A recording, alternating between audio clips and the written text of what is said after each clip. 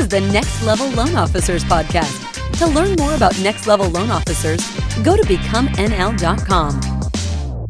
Hey, this is Fraser with Lead Pops and Next Level, and I'm proud to present this episode of the Next Level Loan Officers podcast. Lead Pops is the industry's only future-proof growth solution. You can check us out at leadpops.com. Hello, everybody, and welcome to our Next Level Loan Officers podcast, the number one podcast for loan officers by loan officers anywhere you can find a podcast. Today, I am joined by Nikkie Bickham. Nikkie, how are you today? I'm doing great out here in East Texas. Out here in East Texas. That's close to the land where Kenneth Travis lives. Absolutely. It is. So, friends, I'm Sean Zalmanoff. I don't know if I've announced myself or who I am this morning, but in case I didn't, I'm going to tell you again. So Nikkie has done a lot of really awesome things in her career. Number 4 in her company last year, opened a branch, created this really amazing spreadsheet off of some things that she did in Power 90. And you're just an all-around badass. And so I want to share some of that story with our friends, Nikkie. So you were, you've been in the industry for 20 years, but you were kind of doing a little bit of processing, a little bit of loan officering, and not anymore. So tell us a little bit about your story and journey. So for a couple of years, I've been talking to KT just on and off about, what he was doing out here. And we would collaborate on just ideas and thoughts and just have conversations, but it never came to a point where we actually worked together yet. He actually was the one that opened my eyes to seeing that I was fully capable and able to actually open up my own branch, because I had the operations experience and I had sales experience, and putting all that together, you could definitely do a whole lot with it. So I vetted out a couple of companies and ended up opening up my branch. I think the official date was December of 2021. So I went from an operations side directly into a producing branch manager side. And from there, my first full year in this business as a branch manager, have the 4th spot as far as units in the company go. Now, so brag, how many units is that? It's only 82 units, but it was a pretty big deal for me coming from somewhere that I wasn't really originating at all, opening up a branch in my first year, busting out 82 units. So that's not just 82 units. That's 82 units in 2022. Correct. That one is of the hardest years possible, right? That is when refis vanish. That is with not having all of those relationships. That is with building from the ground up. There's a lot of loan officers listening right now. They might have 20 years experience. They might have 4 years of experience, who had some amazing years in 20 and 21 that wish they did 82 units last year. I think I only had one refinance all year last year. And it was closed in January. Yes, it did. The rest of it was all purchase business, strictly from referral partners, relationships. So did you have a lot of people who knew you before, or did you go sow all those seeds? I did know a lot of people. I had one pretty solid friendship with a girl who started real estate out here. Was a relationship that I had created before I decided to be a loan officer. But other than that, most of it is what came out of the Power 90 and the boot camp or training camp that you guys have on the website, the videos and how to build relationships in your ATMs and making sure that you're getting out there and getting in front of people. Those things, opportunities, thank you cards, everything that's on basically the 30-day success tab of the spreadsheet that I put together. That's funny. So I just wrote my 2 thank you cards for the day. Literally, it was like finishing up and handing them to the front desk so they could put stamps on them before I got on this call. It's like, I love doing 2 handwritten notes every day. I try to do them relatively early from when I get in the office, just to start my day with gratitude and give some people some thanks because of the mindset that it puts me in for the day. So you mentioned Power 90. Mhm. What, for those people who are not part of Next Level, what is it from your perspective? So basically, I took Power 90 and I put it on steroids a little bit this year. So I took all the downloadable documents that you guys had available when you go through the training courses on the website that you guys have created. None of it was really editable, the 80/20 stuff, all that. And I kind of combined it all into this spreadsheet so that I could not only do the Power 90, which is essentially, picking out your 3 ATMs that you're going to complete. You can either do it on a weekly or a daily basis, or, for that quarter that you're really going to focus on, and putting aside time to really, if it's content creation, set aside time to be doing that, which is one of my ATMs, because content creation is what kind of put to the side. I don't really like to be on video, oddly enough, but I'm trying to do better at that this year. So that was one of my ATMs. Making sure I'm getting out and still doing coffee and lunch with people, building those relationships and friendships, and not necessarily talking about business, but just building a relationship where somebody wants to pick up the phone and call you because you guys have built that friendship already. I think that there's a lot in Power 90 that goes along with that, but the opportunity alerts and things like that, you just have to build relationships with people. I think you guys say the LO with the most friends makes the most money. Yeah, we'll even give him some credit. KT, I mean, he says that all the Yeah. time. We've all adopted it, but yeah, I mean, it's all about building relationships. I mean, we kid around with Kenneth about being, the mayor of Gilmer, Texas, but like I've been there with him. Everywhere you go, it's, people know KT, they're saying hi, like he knows everybody. You're pulling down the window on the road. Hey man, what's up? Like everybody knows him. He probably is more popular than the mayor if he wanted to run for political office there. And so, yeah, it's definitely true. And social media, the videos, the things that you're talking about, the content that you're recording and putting out and doing, it's a great starting point. But there's a lot of loan officers, probably listening right now. Listen, you've got to have the relationships. Like there's loan officers who have a lot of video content and they're making good money with it because of it. But there's more loan officers who have even more video content who aren't closing anything because they don't have the relationships. They're not taking the online, offline. They haven't built the base of that sales business. But man, it can really be accelerant to what we do when it's working for us. The key is really taking the online, offline, right? I actually talked to another company the other day about a product that they were offering, and I was like, that's great. This is all online, but how do you take it online, offline? Like how does that happen? Because if you can't convert that, then you don't really have anything you're working with anyways. So that's key for sure, is making sure that you're not just commenting and posting, but that you're taking that and you're getting, personal with it. And then you're getting in front of them. There's not a whole lot of people that are still spending money on lunches and coffee appointments right now, just because of how the market is. But if you're front of mind for these people, even if you do have a relationship with them, you still want to be top of mind, the first person they think of.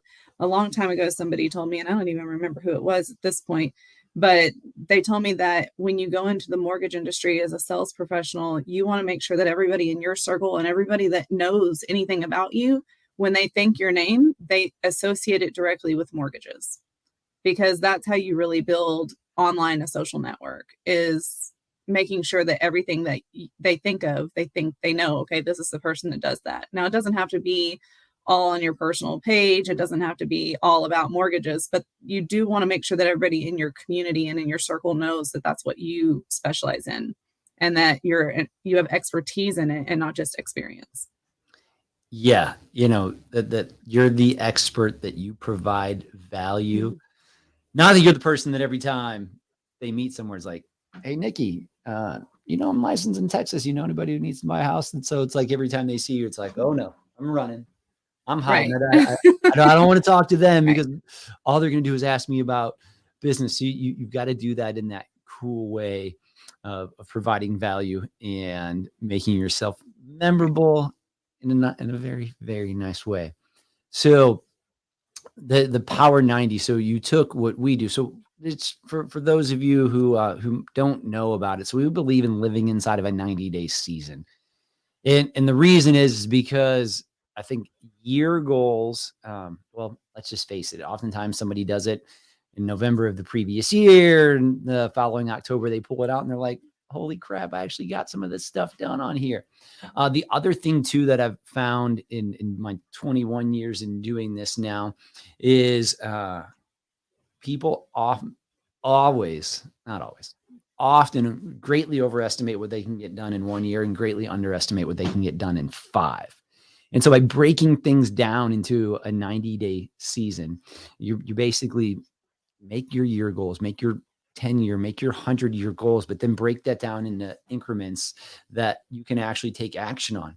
You jump all in for 90 days. If you feel something along the way that of your goal of something you set out that's not working for you, your ATMs, actions that matter, that you put in place to go through. If one of them doesn't work, then you have time to course correct instead of all of a sudden being like, man, I'm committed to this thing for a year. No, you're just committed for 90 days. And you do the habits until they become part of you. Now, some of them may be very fruitful, like a coffee appointment. And that is, you'll do that from quarter to quarter to quarter. But it's always an ATM because it's on your calendar and it takes a lot of time. For somebody who's doing video, for instance, like when I was first doing video, it was an ATM because it took so long to get my mic set up and my camera, and I recorded 15 times with everything, which is a terrible idea, but we all do it. So, I'll just admit to it as well too. And now with the videos I record, very rarely is it more than one take. I was just showing Nikki before this, like I literally have a tape a mic inside of my shirt in the morning. So I'm good to go for the day so I can record content and get things done quickly. And so it's something that I do, but it's just a part of me now. So when I record something quick, it doesn't take very much time. And so that allows me in my next season to add other ATMs to that list of those things that I can adopt quickly and knock out quickly, become part of what I do. Right. And I think it's a key to track it too, because I did a lot of the ATMs and I would start off and I would start the Power 90, like writing it all down in the book, but then I would find I didn't have the book or I didn't, so that's what created this, was so that I can track it. And now that I am tracking it, it gives you more momentum when you see that there is actually production. And you may not get them qualified, or you may not get them under contract because they're still looking for a house, but there is production here, and it's an easier way to follow back up with that and make sure that you're staying on top of that with the buyers and the clients. But not just that, but a lot of people miss out on the sell side of the transaction. So if you're not talking to the listing agents on the transactions that you have, you're missing out on a huge opportunity there to build a relationship with those people that are already seeing how great of a job that you're doing with this transaction. So you're not just going out to coffee and saying, hey, we have a great, amazing 5-star customer experience, take my word for it. They're actually seeing it firsthand. So those people are a little less cold call type people that you can build a relationship with throughout the loan process as well. So if you're tracking that, there's also trackers that you can track. Did I add them on Facebook? Did I send them a thank you card? The things that you guys recommend. If you're not tracking that, then you're missing out on that portion of the business as well.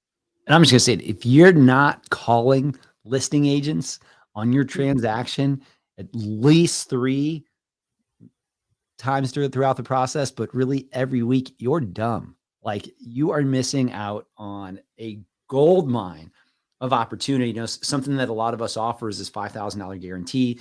So I'm calling agents and introducing that at the beginning, but then I'm talking to them every week. Hey, here's where we at. We ordered the appraisal. Make sure, like, first of all, are we good with the appraisal? Like, is there anything going on in the property that I need to know about, like that's getting fixed or repaired or that could cause an issue? I let them know when the appraisal is in. I'm talking to them throughout the process because I know that if I call them 3 times, but if I call them 5 times, but if even just 3 times, I will call them more than their loan officer does anytime during the course of a transaction. And they absolutely love you for it. Nikki, you've mentioned it, the one word so many times throughout this, or I've picked up on it so many times throughout our conversation. No, it's a good word, tracking. Yeah. And it's so important. I use it daily, but what does it do for you? You kind of said it, but what mentally it builds you up. You can see the results, even though you're not seeing the results right now. Because, and I come, you're filling the pipeline, right? In this 90-day phase, but you're not really seeing the results until the end of the 90 days. So while you're doing it, it's nice to know that there is production there, even though there's not a contract or a closed loan. There's a loan application. There's a pre-qualified client looking for houses. There's how many contracts did you receive? And you're really tracking this out to a level where it builds momentum and it builds your confidence as you're doing it, so that you're not just out there going, oh my gosh, I don't have anything going on. You do. It's just not the season for it to be productive yet because you've just planted the seed essentially. I had no idea. I've taken 31 loan applications since January 1st. It's crazy to me because that's a lot of loan applications in January. That's a lot of loan applications. We're halfway through January as of recording this podcast right here too. Right. Yeah. The 18th or so. So, 24 of those are pre-approvals, and I can look at this thing and tell you exactly what I have going on, just instantly. So it's nice to be able to track and to be able to build momentum and to be able to build your confidence level to when you're going out and you're saying these things that are true, you have results to show that is exactly what you're going to perform at the level that you're performing at. When we don't track, like you go into work on Monday, leave Friday, and you look back on your week and you're like, man, I was really busy, but you don't really know what you did and you don't know where the fruits of that. Maybe you got 8 contracts that week, and so you're feeling really good, but maybe you got none, but you took 12 apps, you had 5 appointments with realtors, whether they were virtual or not. You had 3 or 4 contracts that you were working. So you called the listing agents and made some progress with them. You're holding a webinar. And so you invited people and you're tracking all this. And you look back in your week and you're like, wow, maybe no new contracts to show for it, but gosh, I did a lot. And it gives so much more motivation from that. Next week, something that I do on the weekends, I call it, I go into base camp and I plan my week for the following week and putting my ATMs and when I'm going to be doing my income money making activities on my calendar. And so that provides a lot of motivation. Plus I'm able to look at what I did the week before, what worked really well, what do I need to do more of? And, Nikki, you may not know this about me, but I'm not perfect. And so there's often many a week that I don't get everything done that I told myself I was going to do because something else came up. And so that gives me an opportunity when I sit down in base camp to go and do those things again. Well, I think also it's a positive thing, right? But also if you're not having production and you're not seeing any results of anything that you're doing, then you can look at what you're tracking and say, okay, well, here's where I need to improve. Maybe I need to focus on this. It's really hard to go in and just pick out some ATMs out of the blue if you don't know, what your strengths and weaknesses already are. Like, what do you need to focus on? Have you been tracking it? Do you even know? So that's kind of why I think tracking it has been such an important part of my goals for this year. Specifically, is just making sure I can just look at it and instantly know, okay, well, I did not meet the bar here. I over excelled here. So maybe I need to focus a little bit over here this week and you know, a little less on this next, and you just got to kind of balance it out. Yes. That's very, very wise words. You don't want to just get in and be like, oh, Nickie's doing these ATMs, so I'm going to do these ATMs. Kellen's doing these ATMs. I'm just going to do what they're doing. And you make it your own that way. So, hey, friends, if you're listening and you want to find out what you need to accelerate your business to take it to the next level, jump onto nlstrategycall.com and get some time booked with one of our coaches, and we will help develop a plan to get you to the next level, get you where you need to be. Nikkie, any parting words? If somebody wants to find you, should they look you up on Facebook? If there's a loan officer in East Texas, it's like, man, that's a woman I want to work with. Where would they find you? I'm on Facebook. I do have a business page. I know that's not what we're supposed to do. I like to keep it separate. But I have a business page. It's just the Nikkie Bickham team. I also have a website, nikkiebickham.com. So I'm pretty available. I'm out there. You just search my name. It's pretty easy. Or call Sean. He'll give you my information. we can get it for you that way as well too. Nikkie, thank you so much for joining us today. Friends, family, people who just found Next Level for the first time, thank you for watching on YouTube, listening on Spotify, iTunes, or wherever you are. We appreciate you all. Peace out, friends. Thank you, everyone, for listening to this episode of the Next Level Loan Officers Podcast. This is Frazier with Next Level, and I wanted to take this opportunity to invite you to extend this podcast experience by joining us all in the Next Level community. The Next Level community was built for loan officers like you who want to do these three things: collaborate with other like-minded mortgage professionals, accelerate turning their experience into expertise, and for those who want to level up their business. You can learn more about the Next Level community by going to becomnl.com.